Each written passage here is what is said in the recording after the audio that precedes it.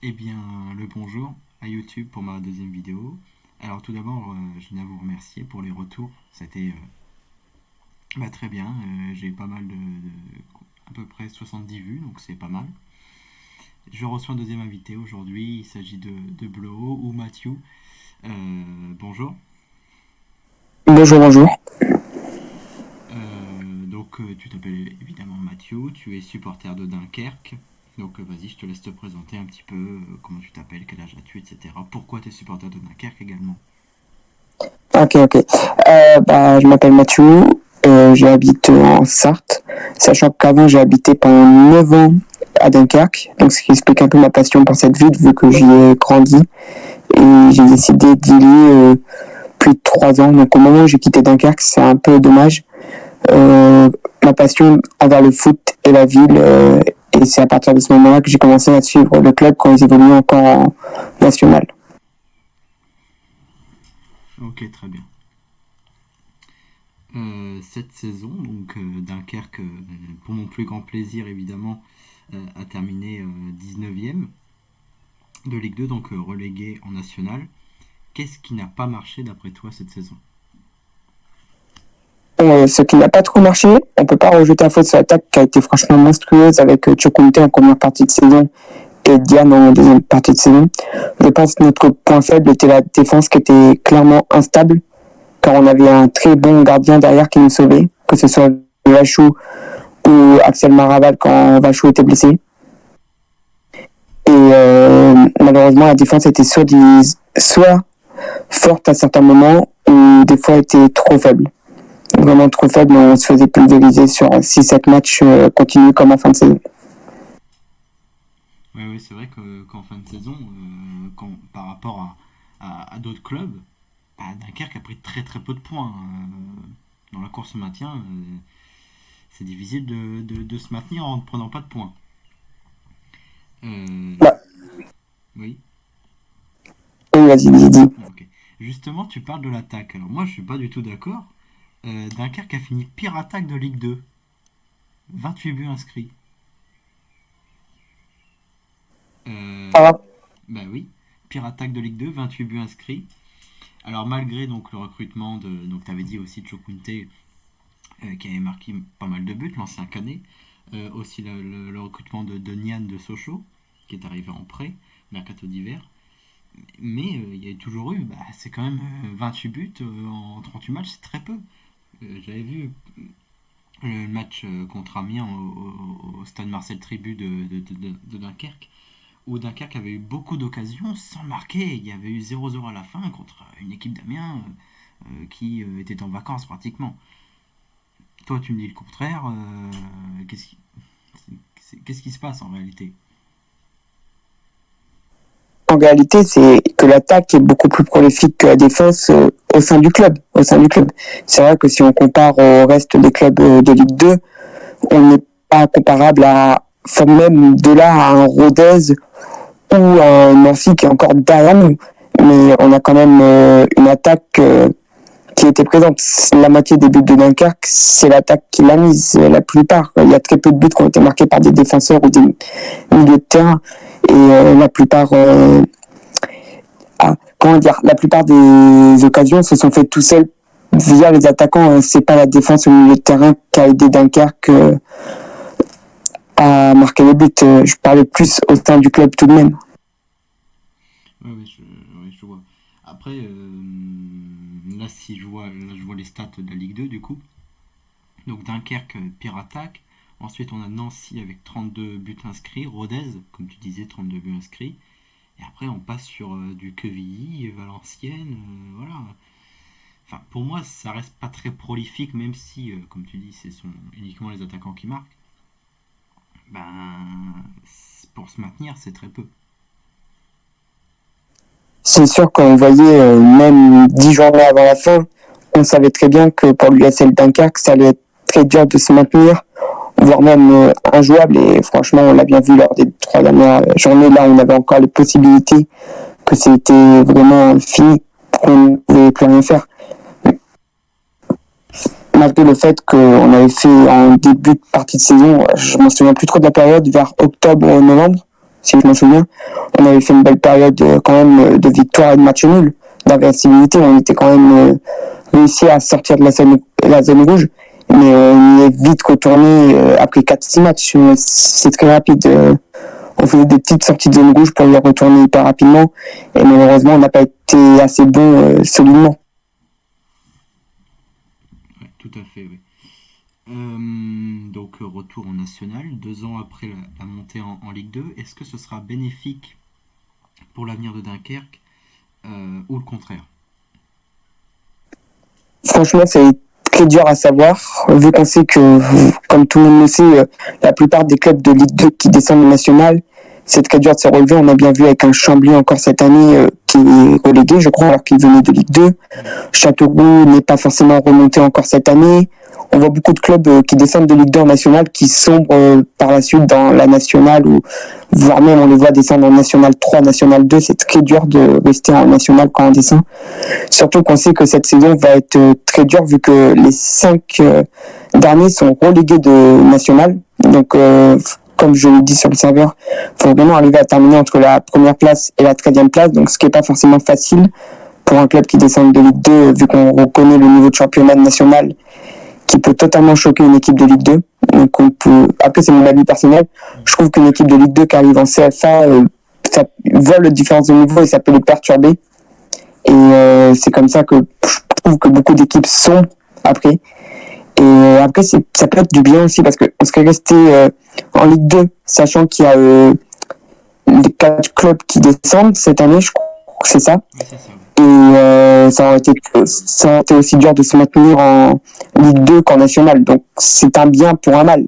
Mais ça nous permettra, si on arrive à se maintenir en National, de se maintenir et de réussir à remonter plus tard dans une Ligue 2 qui sera stabilisée avec avant 2 descentes et un barrage. Oui, je comprends. Donc en soi, tu as répondu un peu à ma question. Est-ce que, on en revient un peu à la même question, mais est-ce que Dunkerque peut viser la remontée en Ligue 2, et en soi, est-ce que économiquement, sportivement, c'est une sorte d'obligation? Économiquement, ça devrait aller. On n'est pas un club non plus tant en problème par rapport aux années d'avant. Après, la DNCG nous ont autorisé à recruter, donc c'est déjà un grand pas. Après, est-ce que ça serait bénéfique de monter en Ligue 2 tout de suite, sachant que l'équipe est encore assez faible et a totalement le niveau de national? Je pense pour le plus grand bien de Dunkerque, ça serait bien de rester encore 1-2 saisons en national, le temps de se développer autour des jeunes et d'avoir un vrai projet pour commencer vraiment à arriver en Ligue 2 et s'imposer. Sachant que notre première saison en Ligue 2, c'est pareil, on s'est maintenu à la dernière journée, donc je pense vraiment essayer de se maintenir en national sur l'avenir, ça serait l'idéal avant de remonter en Ligue 2. Même si monter en Ligue 2, tous les supporters de Dunkerque le souhaitent. Oui, je comprends. Juste. Donc, comme tu disais, Dunkerque s'est maintenu en 2020-2021 grâce notamment à un homme qui est Fabien Mercadal, qui a été auparavant entraîneur de Dunkerque de 2012 à 2016. Puis après son échec notamment à Caen, il est revenu. Est-ce que ça a été dur le départ donc de Fabien Mercadal pour le club? Déjà, Mercadal, après qu'il ait quitté Nantes, a une expérience au Cercle Bruges, qui a été avec une victoire et 10 défaites, puis après il s'est fait renvoyer. Donc c'était quand même assez osé pour l'USL Dunkerque d'essayer de le faire revenir pour jouer cette fin nationale et jouer cette Ligue 2. Après, on s'est quand même maintenu grâce à lui. C'est sûr que ça reste quand même une perte importante le fait qu'il soit retourné en Normandie du côté de Quevilly-Rouen. C'est vrai que c'est un peu dommage de l'avoir perdu. Après, Robin Révelli est aussi bon et j'adore autant les deux hommes. Peut-être que pour le sein de l'effectif, Mercadal était peut-être un peu mieux, mais je trouve que Romain Révelli et Fabien Mercadal sont 2 entraîneurs à peu près au même niveau. Malgré le fait que Romain Révelli ne nous ait pas maintenu en Ligue 2, on continue quand même l'aventure avec lui, car ce n'est pas trop de sa faute non plus si on ne s'est pas maintenu en Ligue 2. Fabien Mercadal avait quand même laissé une équipe de Dunkerque assez faible à son départ. Donc Romain Révelli avait quand même les clés en main d'une équipe plutôt faible pour jouer la Ligue 2. Et il a fait son maximum et on a quand même réussi à terminer 19e. C'est pas dernier au moins, voilà. Après, si on continue avec Romain Révelli en national, je pense que l'effectif et le sein de l'USL Dunkerque lui donne totalement confiance. Donc moi, je vais plutôt partir sur cette directive-là, de faire confiance à Romain Révelli. Et faut oublier le passé de Fabien Mercadal. D'accord, je comprends. Oui. Le stade Marcel Trébut récemment, il y avait eu un projet en 2017 qui s'est réalisé, qui s'est terminé en 2020, de rénovation du stade à 5000 places, si je dis pas de bêtises. Est-ce que la rénovation de ce stade donc a été dure niveau financier pour le club et est-ce que esthétiquement c'est un succès? Alors financièrement, je pourrais pas trop te le dire. C'est un projet qui était quand même conçu depuis longtemps, vu que le stade de Marseille Tribune était quand même assez vieux, vraiment très vieux, avec des tribunes très usées. C'était limite déplorable pour accueillir même le niveau national, avec une pelouse totalement déchirée. Esthétiquement, le stade, il est quand même magnifique, avec le fait d'utiliser du bois, à voir dans le futur ce que ça peut donner. Mais en tout cas, les tribunes et tout, ils sont vraiment magnifiques. Je dis pas que c'est non plus un stade d'envergure en Ligue 2, mais ça reste quand même un stade plutôt bien pour jouer la nationale. 5000 places, c'est quand même énorme. Et d'ailleurs, on va accueillir la finale du trophée des champions féminins. Les championnes du coup. Ouais, trophée des championnes, excusez-moi.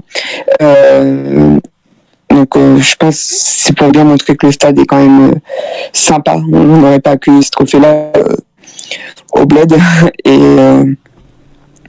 non, franchement, ça fait plaisir d'avoir un stade neuf pour voir cette équipe de Dunkerque évoluer. Ok.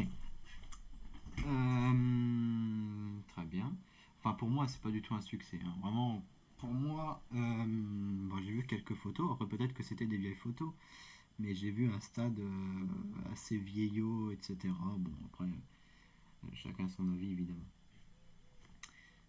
Ok, ok. Comment? Ok. Voilà, après, c'est mon avis. Il y aura beaucoup de départs, j'imagine, cet été du côté de Dunkerque.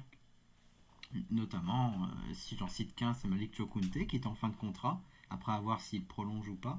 Du moins, récemment, c'est pas trop d'actualité. Est-ce qu'il va y avoir un changement au niveau de la politique de recrutement? Pour moi, c'était pas forcément l'idéal de recruter uniquement des joueurs en prêt ou alors en fin de contrat. Des fois ça marche, par exemple comme à Clermont, des fois ça marche pas du tout. Et donc entamer un nouveau cycle. Est-ce que du coup c'est ça qu'il va avoir? Bah, le cas de Malik Chukwunte, on ne s'attend pas du tout à ce qu'il reste. Il a clairement annoncé sur ses réseaux sociaux. Il est très évoqué du côté de Nîmes et de Bastia. Donc Chukwunte, on l'oublie un peu. Diane, ça me paraît très bizarre qu'il signe à l'USL Dunkerque, qu'il continue l'aventure alors qu'il peut jouer avec Sochaux et jouer le titre en Ligue 2.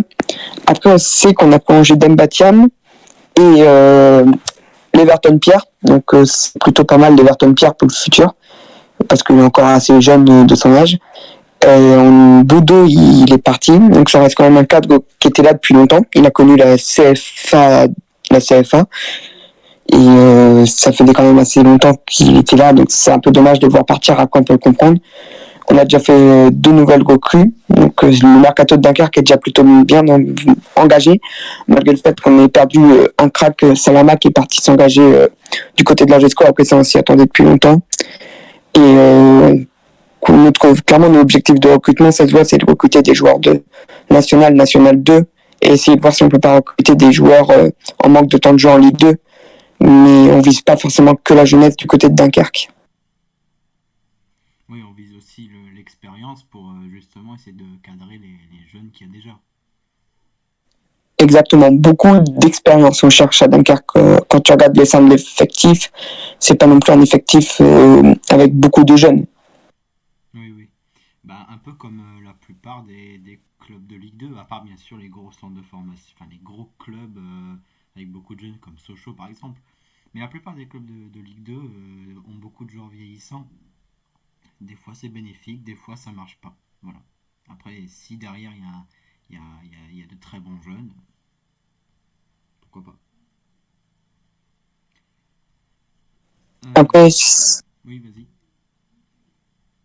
c'est vrai que les clubs de Ligue 2, c'est l'idéal pour des joueurs qui commencent à envisager la retraite pour venir. Et c'est vrai que Dunkerque, on a beaucoup de joueurs comme cela, mais après Dunkerque, on se base beaucoup sur l'expérience. Comme on a vu un Jérémy Vachou qui était avant à Lens, Orléans, et dès qu'Orléans a été relégué en national, il est venu retrouver du temps de jeu en Ligue 2 au sein de l'USL Dunkerque, comme Axel Maraval qui était le gardien de Arles Avignon quand ils étaient encore en Ligue 1, maintenant il vient à Dunkerque. On a quand même beaucoup de joueurs qui ont eu un passé où ils ont connu des écuries de Ligue 1 qui sont désormais maintenant à l'USL Dunkerque. Oui, oui, je comprends. Justement, Dunkerque a retrouvé le monde professionnel du coup en 2020, officiellement du moins, et est monté grâce à sa deuxième place acquise la même année en national, mais aussi entre guillemets grâce au Covid parce que les championnats se sont arrêtés et, malheureusement ils n'ont pas repris comme pourrait être dans toute l'Europe. Est-ce que s'il n'y avait pas eu le Covid, Dunkerque aurait pu monter en Ligue 2? Et aussi, est-ce que ça n'aurait pas surpris les dirigeants et donc l'adaptation a été plus dure pour rester en Ligue 2 à long terme? Alors, excellente question, c'est vrai. Merci. Euh, Vas-y. 19, c'est vrai qu'on n'a fallu pas monter vu que ça s'est très tard avec notamment Le Mans et Orléans qui contestaient le fait, qui ne voulaient pas que Dunkerque ait pas du tout. Les dirigeants, ils ont été vraiment au courant juste avant début juillet, quoi, quand ils ont donné leur décision, le GRAET. Après, c'est sûr qu'on a fait avoir une Ligue 2 à 22, après ça c'est un autre sujet, le mot. Mais certes que Dunkerque, on a été un peu précipité. Après, on ne peut pas savoir s'il y aurait eu le Covid ou pas, si Dunkerque aurait pu savoir sa deuxième place. On avait un groupe qui jouait bien. Ça prouve qu'on a compté à la deuxième place début. Après, Dunkerque arrive souvent à avoir les hautes places en national, mais on redescend rapidement en milieu de tableau comme chaque saison. Après, là, c'est vrai que le Covid nous a aidé à rester à cette deuxième place et à pouvoir jouer la Ligue 2 la saison suivante. Oui, quand je disais ça n'aurait pas surpris les dirigeants, c'est-à-dire que c'était pas forcément dans les objectifs en début de saison. Plus ça. Bon, je pense que pour les dirigeants, c'était de se rapprocher du podium. C'est vrai que je ne sais plus quelle place a fini, je crois qu'on était aux alentours de la 10e place, 11e ou 9e, où Dunkerque est quand même arrivé à deuxième d'un seul coup. Donc ça a resté quand même une sacrée surprise. C'est vrai que pour Dunkerque, c'est pas trop l'habitude d'arriver en haut d'un classement national pour un club qui était quand même le plus vieux, qui était autant resté en national. Donc on était quand même maintenu en national pendant aussi longtemps. Donc c'est vrai que ça fait bizarre d'arriver pour la première fois en... Non, c'était pas la première fois. La deuxième fois retourner en D2. Est-ce que après ça a choqué les dirigeants?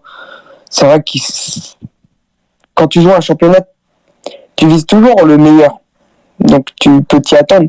C'est vrai que là c'était quand même assez rapide. Oui, c'est sûr que pour un club comme ça, de tout de suite, enfin retrouver la Ligue 2 après tant d'années, comme tu dis, en national, c'est sûr que ça peut être une grosse surprise.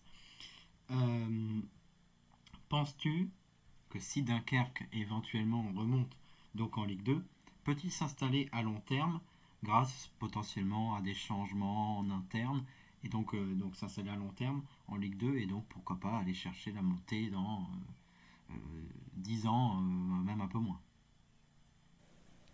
Ça serait quand même quelque chose d'incroyable. C'est le souhait de tout supporter de club de national, même de Ligue 2, de retrouver, de jouer à Ligue 1. Après, à voir avec dès cette saison, voir au national ce qu'on fait. Je t'ai dit, les clubs de Ligue 2, ils peuvent très bien se mouvoir en CFA 2 et là, ça sera très dur pour Dunkerque d'en trouver le haut niveau financièrement. Mais pourquoi pas, c'est sûr que si on arrive à remonter cette saison-là ou la saison prochaine, désormais que la Ligue 2 sera à 18 clubs, donc ça sera déjà beaucoup plus large, les calendriers. Donc ça sera déjà beaucoup mieux l'idéal. Et à voir, on ne peut pas prédire le futur. C'est sûr que l'objectif de Dunkerque, c'est de ne pas refaire comme avant et rester 24 ans en national. C'est vraiment de revenir au plus vite, au plus haut sommet. Oui, mais c'est sûr que comme objectif de rester 30 ans en national, c'est pas fou. Donc nous voici à la dernière question que tous les participants auront, que Elche lors du premier épisode a eu. D'après toi, si tu étais le coach de l'USL Dunkerque, d'ailleurs USL ça veut dire quoi? Alors USL, ça veut dire Union Sportive Littorale et après de Dunkerque. D'accord, donc on représente bien la Manche, etc. de Dunkerque, enfin près de Dunkerque. Donc quel serait ton mercato et ton équipe pour la saison prochaine? Cela s'affiche à l'écran. Alors je trouve que le mercato de cet été va être très intéressant pour Dunkerque, vu déjà les nombreuses rumeurs qui existent.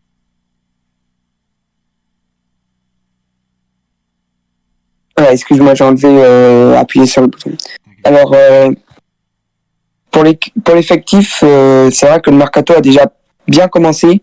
On vise notamment Summerville de Bologne. Et on a fait quand même pas mal de prolongations pour le moment. Alors déjà, pour l'effectif des gardiens, on a déjà 2 gros cadres pour un club comme l'USL Dunkerque. Jérémy Vachou qui devrait continuer l'aventure avec l'USL Dunkerque, selon ce qu'on sait. Après, Axel Maraval, ça risque d'être un peu plus compliqué de le prolonger, à voir s'il a vraiment envie de rester dans le projet de Dunkerque. En tout cas, ça serait moi, en tant que coach de Dunkerque, je continuerai quand même sur une concurrence Axel Maraval et Jérémy Vachou, 2 cadres qui ont été vraiment très forts cette année en Ligue 2 et qui ont sauvé d'éviter de se prendre des raclés 5-6-0 face à des clubs comme Toulouse. Après, on recrue pour donner encore plus d'intensité au rôle de hiérarchique des gardiens. Je me suivrai par rapport aux rumeurs et la source notamment du Parisien sur le fait de Sullivan Péan, donc le gardien numéro 2 qui est actuellement à Caen, qui serait évoqué en prêt du côté de l'USL Dunkerque pour qu'il ait du temps de jeu. Je ne trouverais pas ça non plus débile de le faire venir, voire même intéressant. Donc voilà ma hiérarchie pour les gardiens. Alors pour la défense, sachant qu'on a quand même eu de nombreux départs, je verrais bien la nouvelle recrue qui vient d'arriver, Johan Bellingui, de l'En-Avant Guingamp en défense. Il vient d'arriver, il vient de s'engager, donc je pense que c'est une super recrue pour l'Union Sportive Littorale de Dunkerque. On parle aussi d'après... en défense, on parle plus trop de recrues. Moi, je verrais... pas trop de recrues en défense. J'essaierai de garder à peu près la même défense. J'ai perdu la truc. Avec un Alioune Ba. Après, à voir s'il va rester ou pas. Franchement. En défense, on reste aussi avec un Drist Richard qui a plutôt été bon cette saison. 27 ans, il est encore jeune, il peut encore nous aider plusieurs fois. Après, ça reste. Après, il faut continuer avec des jeunes du club quand même. Si je serais coach, j'essaierai de jouer un maximum avec des jeunes en national. S'il y a un championnat où il faut faire tourner le maximum, c'est en national et faire jouer des jeunes, ça peut être très bien pour le club. Alors, en milieu de terrain, on a perdu Boudot, malheureusement, qui était quand même un cadre principal du milieu de terrain. Moi, je continuerai quand même avec l'Everton Pierre. C'est sûr que l'Everton Pierre, c'est un des cadres que j'adore de l'effectif. Avec Bilal Brahimi aussi. Alors, Bilal Brahimi, est-ce qu'il va rester? Ça va être le flou total parce que tout le monde a envie de se jeter sur Bilal Brahimi. Ça a été l'homme clé, si tu vois, des derniers matchs. Je sais pas trop si tu as regardé, même face à Amiens, il était là. Oui, j'ai vu. Un peu comme un Ilan Kebal à l'époque. Totalement un Ilan Kebal. On évoque aussi un Thibaut Maréchal, donc je trouve ça pas non plus débile, mais après il jouait avec la réserve du Racing Club de Lens en réserve nationale 2. Donc après il a 20 ans, donc il peut être très bien. Après, à voir. Il vient de National 2, il joue avec la réserve. Après, le fait qu'il vienne peut-être d'une réserve d'un club professionnel, ça peut être intéressant. Tout à fait. Donc, j'ai pas trop trouvé d'autres milieux de terrain qui pourraient s'engager à l'Union Sportive Littorale de Dunkerque. Donc, je me voyais plus sur, comme dit les rumeurs, sur Maréchal. C'était une très bonne recrue. Ah, j'ai oublié en défense aussi Thomas Van Nooy. J'espère franchement qu'il va rester, car c'est vraiment une recrue qui vient du centre de formation. Pourquoi une recrue? Il vient du centre de formation, est-ce que je sache? Et franchement, il est plutôt bon. Et après, pour l'attaque, alors là, l'attaque, je pense qu'il y a quand même un sacré travail à faire, vu le départ de Chokunte. Alors, comme tu dis, si je serais coach de Dunkerque, j'essaierai de faire tout mon possible pour acheter Adam Diane. Vraiment, la priorité du mercato pour moi, ça doit être Adam Diane. Si on arrive franchement à l'avoir, ça serait incroyable. On a perdu Malik Chokunte qui va aller soit à Nîmes, soit à Bastia. Kevin Rocheteau qui s'est engagé au Chamois-Niortais. On n'a pas d'attaquant. On n'a pas d'attaquant pour la saison. On évoque le cas de Junior Senneville qui viendrait de Bologne pour éviter de jouer en National 2. Mais bon, Bologne, ça reste un club qui a joué le maintien. Donc, est-ce qu'un attaquant de Bologne peut être bien pour un club qui essaye de jouer le son ou de se maintenir en National? Je sais pas trop. Donc là, pour le cas de l'attaque, recrue, je verrais bien je vais te redire le nom. Le meilleur buteur de National qui jouait au Red Star.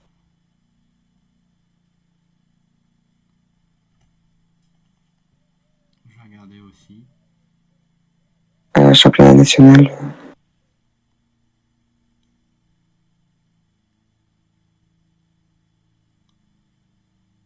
Bon, ça, ce sera cut au montage. Hein. Ok. Merci. Voilà. Pape Meissa Ba.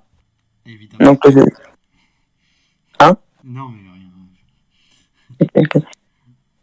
Voilà, donc c'était 28 matchs avec le Red Star, dont 17 buts. Donc, pour moi, ça serait une de mes priorités. Franchement. Après, on restait sur l'optique de recruter des jeunes de clubs formateurs, mais d'aller chercher des clubs formateurs vraiment un peu plus doués. Genre aller essayer d'aller voler des jeunes en prêt au Paris Saint-Germain. Vu que c'est plutôt proche de Dunkerque, ça peut rester intéressant, mais qui viennent de la réserve, voyons. Ou sinon, comme j'avais pensé dans l'une de mes carrières, bon, bah là, je me crois coach, Tobin Robinet, de Châteauroux, 25 ans, 18 buts sur 33 matchs.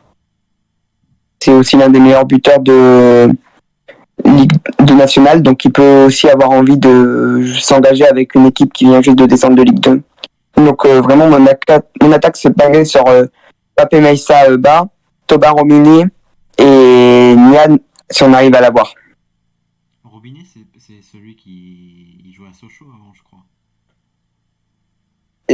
C'est ça. Ouais, c'est ça.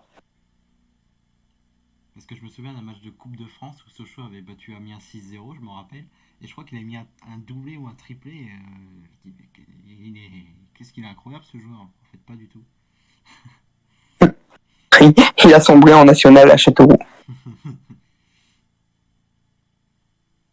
Alors, est-ce qu'après, il s'est engagé avec Châteauroux l'année dernière? Donc, ça serait bien de l'avoir en milieu de droit. Il s'est quand même plutôt bien illustré en national cette année en tant que milieu de droit, plus que buteur. Après, à voir, franchement, si on arrive à l'avoir, ça va pas être facile, vu qu'il vient de s'engager. Sa valeur marchande est aux alentours de 600 000 euros de mémoire. Donc, pourquoi pas sortir le chéquier. Le chéquier. Voilà. Ok.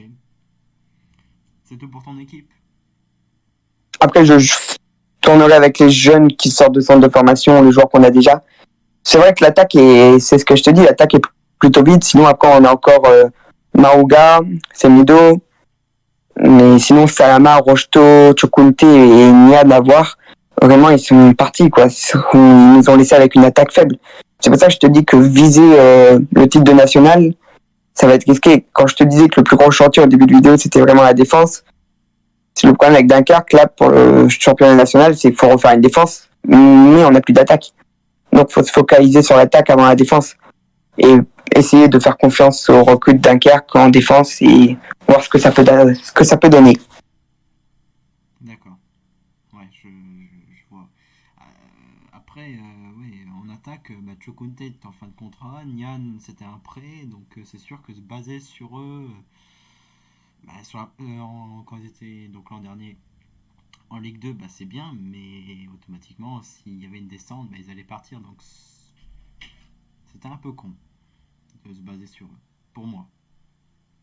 Donc là, on vient de perdre Malik Chokunte qui était quand même à 9 buts, qui va sûrement s'engager à Nîmes.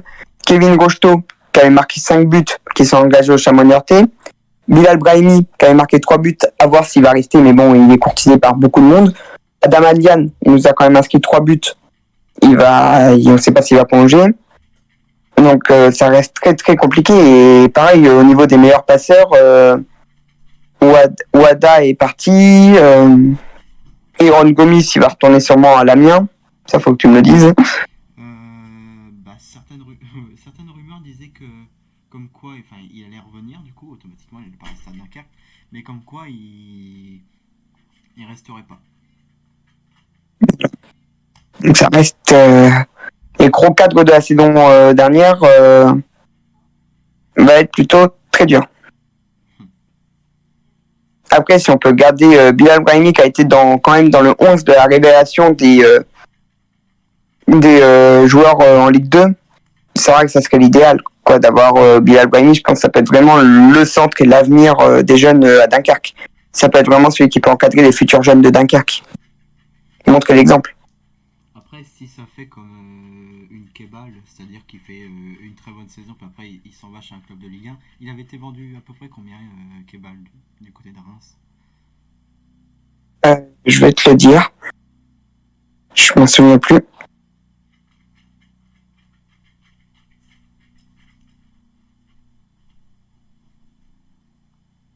Je croyais. Ouais, c'est ça, oui, c'est bien ce que je pensais. Oui, c'était un prêt. On l'a pas vendu, c'était Stade de Reims qui nous l'avait prêté. Ah oui, ok, oui.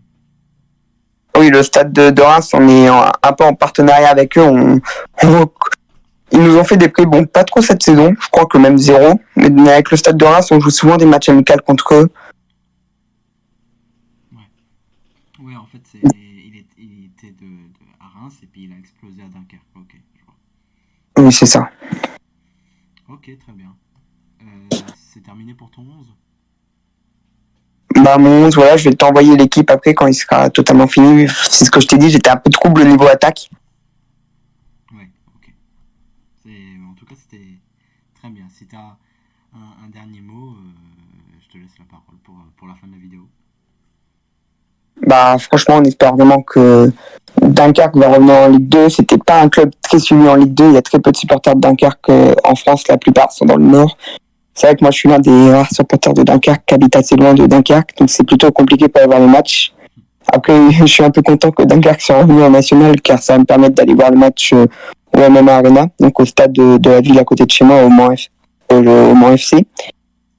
Et j'espère pouvoir faire une vidéo sur ma chaîne sur ça. Et voilà. Mais j'espère un maximum quand même que Dunkerque sombrera pas en National 2 ni en National. J'espère vraiment que le club va rester dans l'élite et dans l'élite, va essayer de revenir dans l'élite et va rester dans l'élite au lieu de sombrer comme de nombreux clubs comme Thonon Evian et tout en CFA en régional. Après, pour Evian, c'était plus un problème économique plus que sportif. Mais après, C'est vrai. ouais. Mais Après, on sait, oui, vas-y. après, on sait pas, à tout moment, il peut aussi y avoir une crise économique à Dunkerque. C'est un national, pas facile d'être un club professionnel qui arrive en national. C'est vraiment une chose. Limite, c'est mieux d'être un club de national ou d'arriver de national 2 en national que d'être un club de Ligue 2 qui descend en national. C'est un peu le souci, de la LFP de pas mettre le championnat national en tant que professionnel, considéré semi-pro. Oui, c'est vrai. C'est vrai qu'il y a beaucoup de clubs qui ont sombré, le Gazélec, Evian, Tours. Voilà. Voilà. Mais en tout cas, bon, même si je n'aime pas trop Dunkerque, j'espère que pour la région, ils resteront en national. Merci beaucoup. Mais de rien. Bah, tu l'as dit, donc tu mettras potentiellement un vlog sur ta chaîne, donc je vais mettre ta chaîne en description. Tu l'as gagné. Merci beaucoup, merci beaucoup. Mais de rien, mais de rien. Bah, en tout cas, cette vidéo est finie. J'espère qu'elle vous a plu et encore un grand merci à toi Mathieu et puis on se retrouve pour une nouvelle vidéo. Bah de rien, c'était un grand plaisir d'être avec